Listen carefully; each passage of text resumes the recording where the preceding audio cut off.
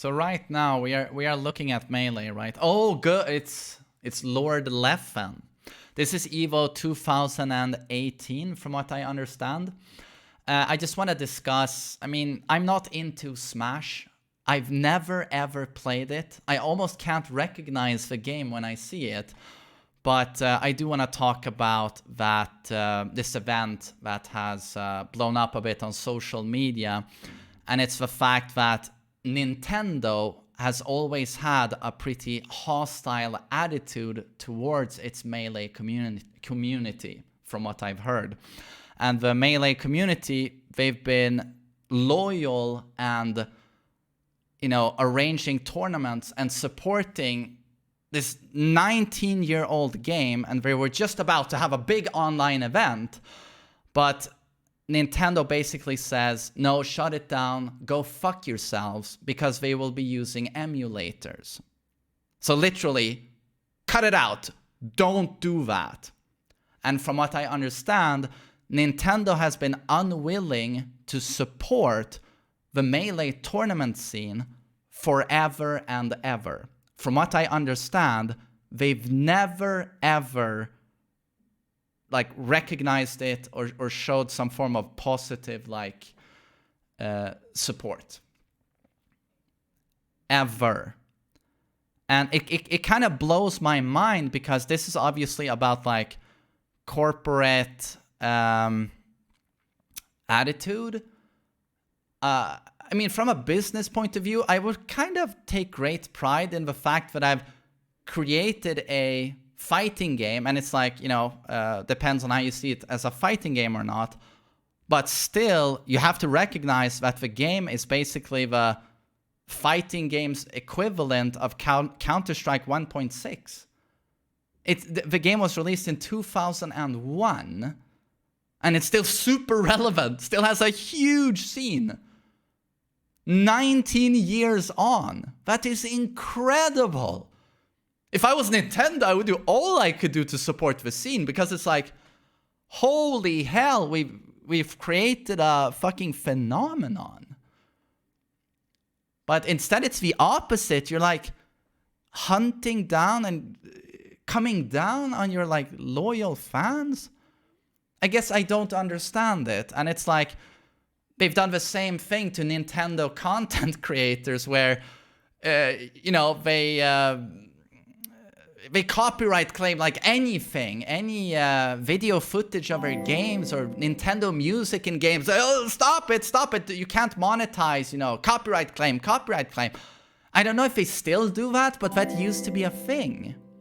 And I'm but these are your fans making videos about your games, being super passionate and being play these games. I love these Nintendo games. Here, this is why I love them. This is why you should play them. Why would you hunt them down? It's it's this very archaic, corporate idea of how you should handle things. It's I don't know, they probably have their point of view, but I just can't understand it. And it's Street Fighter V, where, from what I understand, a couple of fans or one fan modded proper rollback netcode for the game. A mod that, from what I understand, the community cherished. And they were great, the netcode's been pretty crap, you did a great job. And then what happens? Capcom don't like it. They shut it down. And then, just to give a completely different take on it, and in my opinion the correct take on things and what's good for business, win-win for everyone, apparently Arc Systems, Dragon Ball Z, Guilty Gear, fans were modding rollback netcode for Guilty Gear, and from what I understand, Arc Systems approach them and say, oh, we like what you guys are doing, can we help out? Do you need funding? Do you need a programmer? Can we help you guys get this to the next level and finish it quickly? Let's make it official. And it's what do you stand to lose here, really? It's just so. I guess I just don't get it. I feel it's like a win-win for everyone. But I also wanna go back to Tekken. And as much as it's, amazing, we've got proper rollback now. Not as good as MK11, but still way better than what we had before. And it's honestly, it's appropriate to ask like, why did it take so many years? We're 3 years after the release, we get rollback netcode. Why did it take so long? Why did it take so long to implement frame data into the game? Why do we still not have a tutorial mode? Why are people allowed to cheat in Tekken 7? Why isn't there, after 3 years, just a minimum effort to just do something about cheaters? Either a blacklisting system or just banning them for 24 hours. It's like, why is it taking so long? Why is it so hard to adapt to these modern times where we expect more from our games?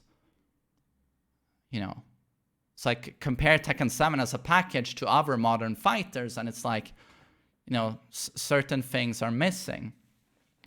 And then I also am a little bit disgruntled from a community point of view, where I would love to see, like, and I've mentioned it before, but like Arya, that blasted salami, and I don't want to nag about it, but it's like, the dude has been for 3 years creating fantastic videos, and he's never ever been retweeted or mentioned by anyone who has any sort of influence in the Tekken scene. I mean, I have influence, but I'm talking about the guys that have like real power, behind the scenes. Or, the official Tekken channel on Twitter. It's like, he's never ever been mentioned or recognized. But when he does one video for Killer Instinct, and immediately they approach him and they're like, hey, we love what you're doing. Like, great, thanks. And it's like, yeah. Just from a business mind and a business point of view and a community point of view, imagine like Arya getting some funding. Right now, all the revenue he gets from like his Patreon and ad revenue, it all goes to a team. He has a team, he has multiple editors, he has Tekken experts writing scripts, he has digital artists making the graphics. Everything goes back into the product. And I'm like, imagine if he got like just some funding from Bandai Namco, the Tekken devs. Just a little bit. And a pat on the back, some encouragement, and they start sharing his stuff. He could create like an amazing media library for Tekken. Like character guides, basic Tekken guides. He would convert beginner Tekken players into intermediates because they would suddenly understand the game. Or the patch notes that are always horrible? Imagine if they would contract that blasted salami to make video patch notes with his production levels. Or why not just mention him? It's just, I don't understand, because to me it's like a win-win scenario for everyone to do so. What do you have to lose here exactly? And it's honestly with a little bit of shame, I feel that he's been making videos for 3 years and he's never been mentioned. I mean, to me, it just hurts the scene. It just doesn't make sense to me at all. So, yeah, you have all of these different corporations and developers, and they're going about it in very different ways. And I feel like a lot of these companies are missing out on like amazing opportunities to just create stronger communities. And again, like with Melee, I haven't played the game myself, but my God, it's still highly relevant after 19 years. I mean, how amazing is that? So yeah, I just wanted to share some thoughts on that. And thanks for listening to me, everyone. Take care.